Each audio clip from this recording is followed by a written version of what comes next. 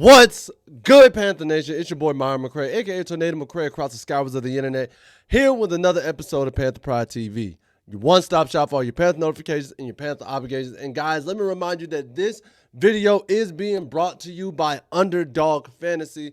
Please, big shout out. Thank you to Underdog Fantasy for sponsoring this video. Please make sure to go download the Underdog Fantasy app. Go have some fun, man, on your boy. Let me know. But guys, we are going to get into today's docket.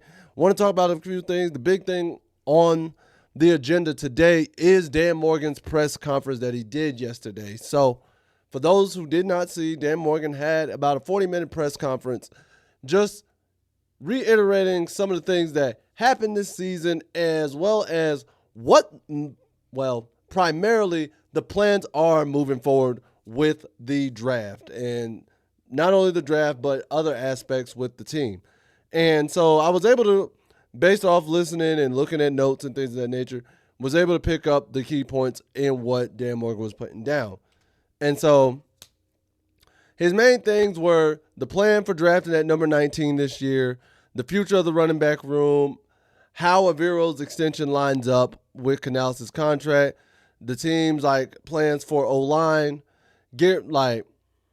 looking at Jalen Coker and what his future looks like, as well as Mike Jackson. So first things first, the plan for drafting at number 19. Morgan has not exclusively said what the direction is going at the number 19 pick. He says right now there are about 600 people on the board, and obviously you pick and choose. You look at what you need versus best player available, and he has said if it comes down to two players that are tied when they get to that pick, he is going to go off of he's going to go off need rather than best player available, but he doesn't want to get pigeonholed into that, which I can see and I can digress and I can understand that. So definitely going to be something that we look forward to going into the future. And with this draft coming up, you're obviously going to have so many people thinking, hey, we're at 19. Do we move up to 15? Do we move back to 24? What are the nuances and what is Dan Morgan going to play? And also, do you just straight up just draft at 19? That's always a thing. Do you straight up draft at 19?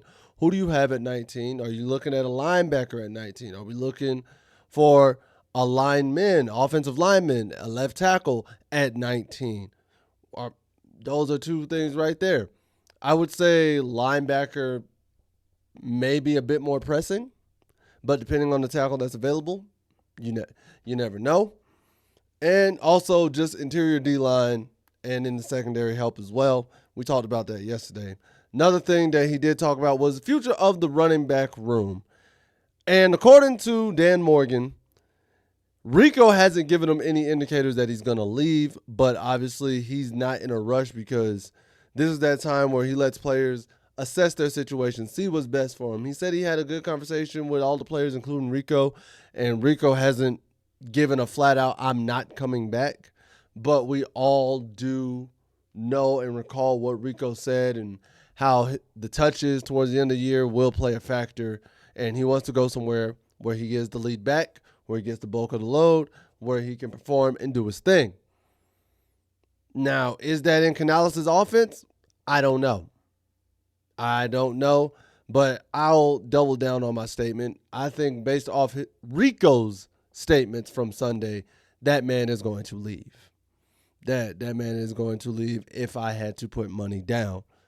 Thirdly is him saying that Avero's extension lines up with Canales' contract. What the? NANI? There it is. This one, I've said what I've had to say about Avero. I am a huge proponent of him being gone. However, it seems that Canales and Morgan and everybody is on board of keeping him along, and that his contract extension is lining up with Canales' current contract. And they worked it out before the 25 season to make that happen. I said it before. I'll say it twice. I'll say it a third time just because I'm nice. The 3-4 can work, but I don't think Avero's version does. At least not when he's play calling. The structure is there, the personnel is there. I don't think his version of the 3-4 can work. Canales says they love it, but, or not Canales. Morgan says they love it. Canales says they love it. However, Morgan did say in the press conference that in the event that Avero does leave, he feels as though this team can continue to 3-4 without him, or they can switch back to a 4-3. And this, he feels this team and this roster can adapt and do a 4-3. That to me sounds as though Dan Morgan is already planning on Avero leaving, or at least he has the solution ready to rock in the event. It's a contingency plan. If Avero leaves, he's got the contingency plan ready to rock and roll on how they move forward. Either they find a coach that still does the 3-4, or they find a coach who runs a 4-3 and just have the personnel ready to rock to go with that, which I'm all for. Another thing I did like is Morgan already said that the team was planning on adding to the offensive line, trying to be ahead of the curve even before Icky's injury in the playoffs. So that lets me know this was already on the forefront of their mind. And because of Ikwanu's injury, they're definitely going to address that. I for sure foresee within the first 3 picks.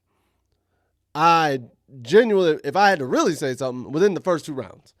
Within the first 2 rounds, I feel as though Carolina's going to address this. Within the first 3 rounds, absolutely, Carolina's going to pick somebody on the offensive line. I'd be more surprised if they didn't.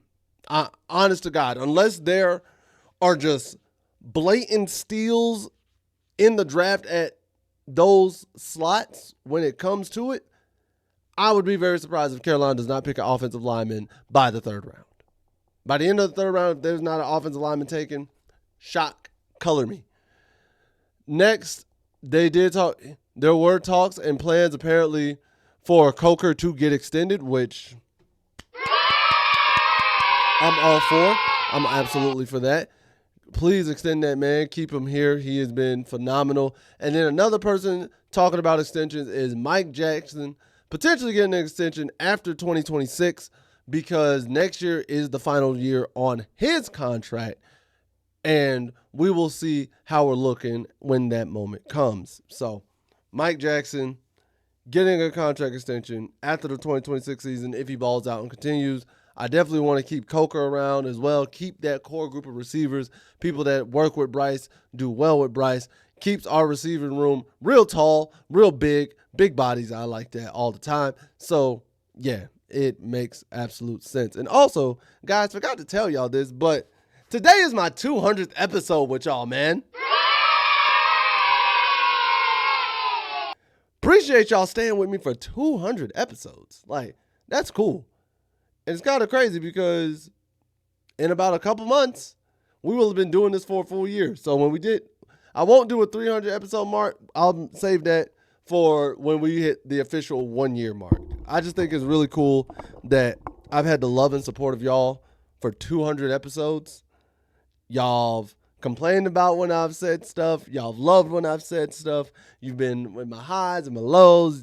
You've disagreed with me. You've agreed with me.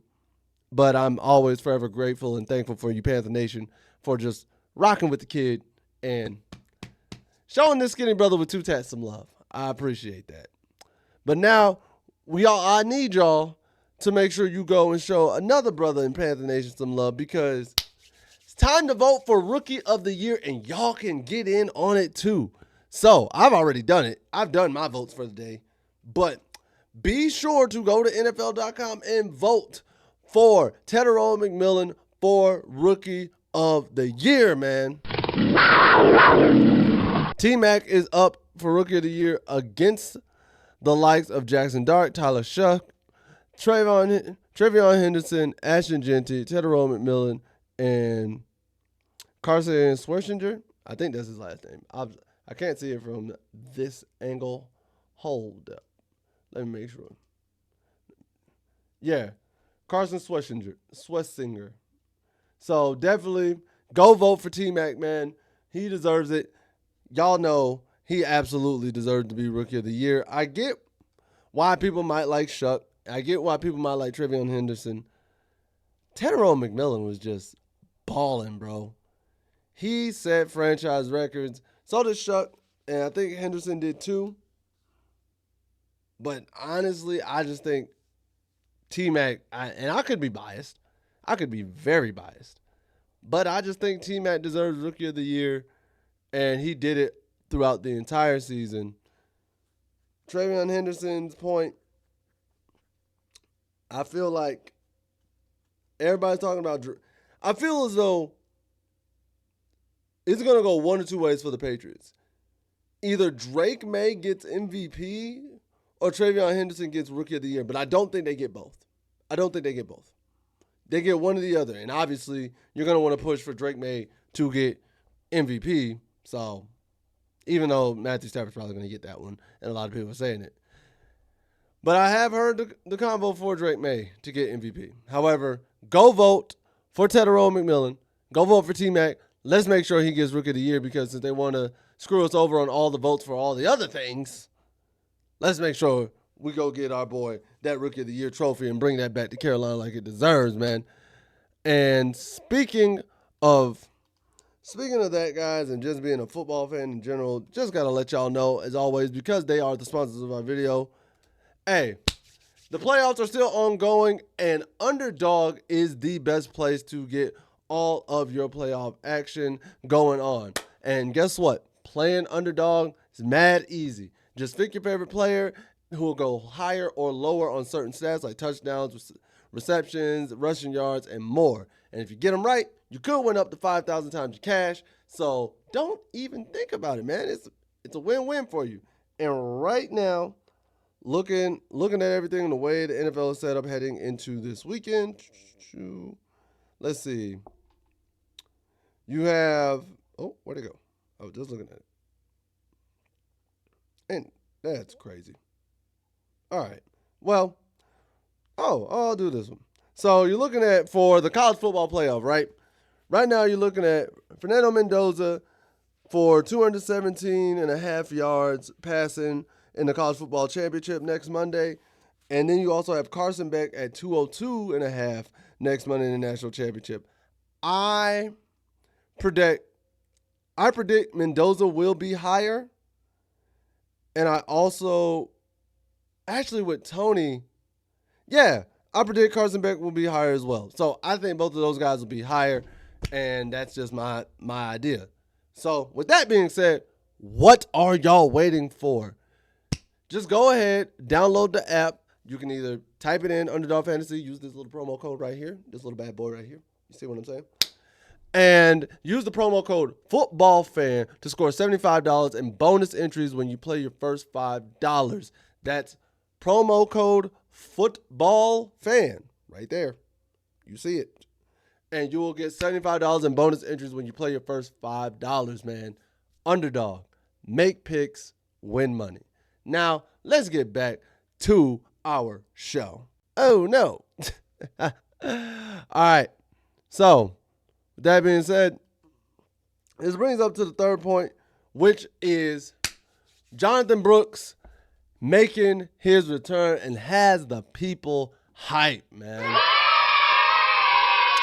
And the reason why I say that is because a lot of people, we all know Jonathan Brooks tore his ACL, but the rookie, he was looking good, and everybody's like, man, when he comes back, Chuba, him, ETN, it's going to be a beautiful thing, which it would. And one person who really knows that for sure is Chuba Hubbard, who had this to say about Jonathan Brooks. He says, JB is one of the hardest workers I've ever seen. Well, JB is one of the hardest workers I've seen. He's a young cat. He's my dog. Obviously, unfortunate with how things go, but like I just told him after the game, the time is now. You got to get back to work and no looking back at what happened before or looking too far into the future. Just focus on now. I'll be an asset to him in every way possible I can be. He's a great player, and I'm excited for him this year. And I love that from Chuba Hubbard, who is taking on that mentor role and wants Jonathan Brooks to be great. And I feel as though ETN's also going to do that for him, which works out perfectly. And as they get here and they build up this whole team and this roster, and Jonathan Brooks gets the chance to finally showcase what he can do, man, it's going to be beautiful. It's going to be beautiful. I can't wait. And I'm looking forward to it. And I'm super excited. But also, with that, we got to jump into the Panther Freeze Frame of the Day. And guys, the Panther Freeze Frame of the Day, I have to say, is this lovely photo from Saturday night. Like, this is what Carolina Panthers football looks like, man. It looks amazing. Stadium packed out. Uptown Charlotte skyline right in the background. Oh my goodness, man. That's what we want to see. And I need that a lot next year from y'all. Y'all have seen what they can do, so I need y'all to do that a lot next year. And don't just sit there and wait. Like, come show love, show out, and hey, let's keep the bank rocking. Let's keep it rocking and rolling and doing our thing. But now, it's time for y'all favorite segment. I know I just hit the button, but y'all gonna get it anyways. It's time for Panther Nation to speak your truth. And that's why I read y'all comments and see what you lovely people have to say. And so, first comment comes from Jesse Case, ever so, says, well, I'll be damned. We actually agree on everything.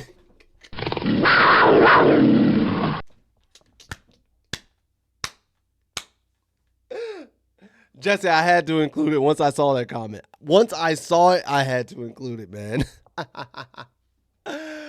Hey, in a blind squirrel can find the nut, right?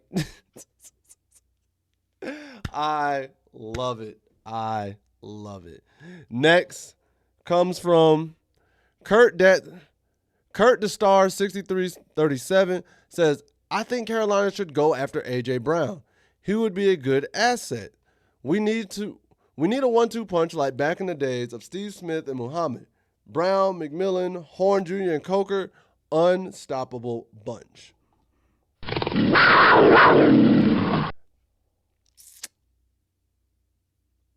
I don't know. I don't know if I agree with that. The reason why is not because A.J. Brown is not talented enough to be here. No, God, no. Absolutely not. It is the simple fact of the matter that we've solidified T-Mac as our number 1.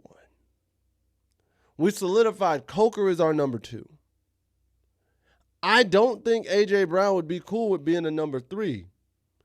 And he'd be a number 3 because he is older. He's got more mileage. The offense has been geared and being built around T-Mac and Coker as the future. And shoot, you still have XL too, but we also got Horn Jr. Like, I don't think that would work. And because he'd be essentially forced to that 3 slot, I think A.J. Brown would have a problem with that. Because let's be honest, A.J. Brown had an issue with the way the offense was going up in Philly because he wasn't getting the touches and he wasn't getting the ball thrown his way. And he told you he wanted to make an impact. He wants to be treated like that number 1 receiver, which I get it. He wants that responsibility. But coming down here to Carolina, I don't think we're going to treat him like a number 1 receiver, which would in turn cause turmoil and distress even if we're winning. Y'all saw Philly was winning and he still wasn't happy. So I don't know if that would be good. Now, if he's willing to accept it, accept like a third role, or accept that he's not the number 1 or potentially not even the number 2 coming down here, hey, yes, get AJ. Sure, I'm cool with that. But if he's coming down with the expectation, I'm the big dog, I'm the number 1, T-Mac, and y'all got to bow to me, nah, I'm not with that one. I'm not. That's just me. I could be wrong, and that may not be the way you think, but that's just where I'm at with that one.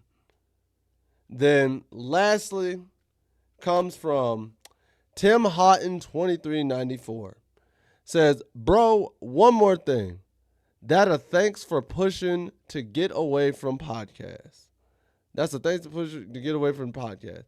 To me, it's one more that is ruining sports. Too much hate and disrespect to a guy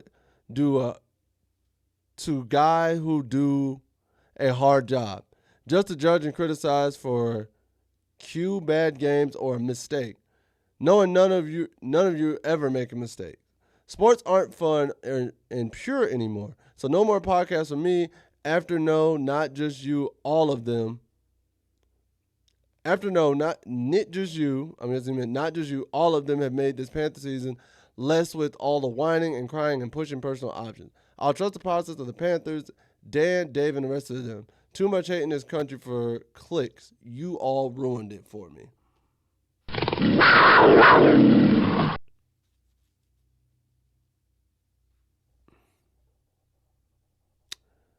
All right, Tim. I'm gonna say this. One, the podcast is available for me to speak on as a fan, right? And as a fan, I can say what I see and say what I don't. I have that right to criticize and speak. Now, relatively speaking, I feel as though I was one of the more positive Carolina Panthers podcasts across the internet from what I saw. I was to the point called overly optimistic since the beginning of last year when I took this page over. And pushing the personal options, because I saw the other comment you said, what gives me the right to say who stays or who goes? Nothing. I say at the end of all my videos, what do I know? I'm just a skinny brother with 2 tats. Do you know what that means? That means I don't know anything at the end of the day. I flat out said, hey, this isn't me saying you're a bad person or anything. This is just my personal take. And it sounds like to me, you heard the one time where the one thing I've been adamant about all year in terms of like Nick Scott. I've been on Nick Scott all year. I've been on Avero all year. I have been on Austin Corbett all year. That's not an inconsistency from me. But out of all the things I've praised this year, I will admit I have been negative towards Nick Scott. And even when they've done good, I've given them praise. I've been on this channel and given Nick Scott praise. I've given Avero praise. So,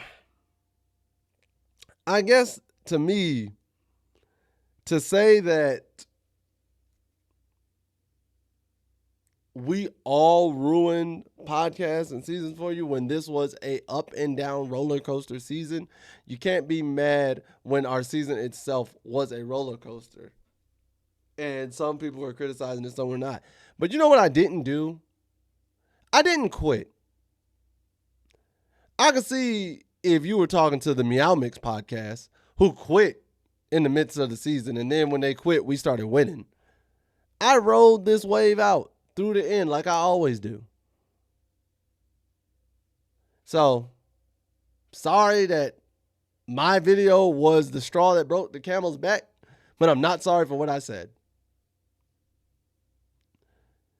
If the one time I was genuinely negative in terms of like, I want these players gone is what broke the camel's back for you, then I don't know what to tell you, because at the end of the day, the business is cutthroat.